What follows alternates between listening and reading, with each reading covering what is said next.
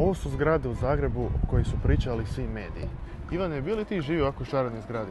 Pa znaš što ću reći, Vito, što više gledam ove zgrade, čak možda i bi. A ti? Stan ti se nalazi na prvom katu.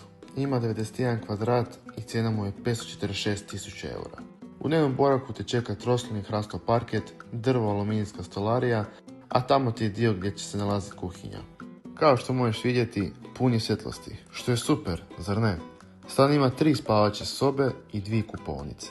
Orijentacija stana je sjever-jug, tako da ćeš uglavnom stalno imati osvjetljenu i ugodnu atmosferu. Lokacija stana je Črnomerec. Kažu da je to jedan od poželjnijih kvartova. Što ti misliš? Stan također ima i terasu na koju se može izaći iz spavaće sobe ili dnevnog boravka. Ivane, što stoji samo garaž na parking mjesta? A ne, Vito, imaš tamo ravno i garaže. I da, u stan je potrebno kupiti garažu ili garažno parking mjesto. I kako ti se čini stan? Komentiraj nam Lego za više informacija. Ili nam se javi privatno.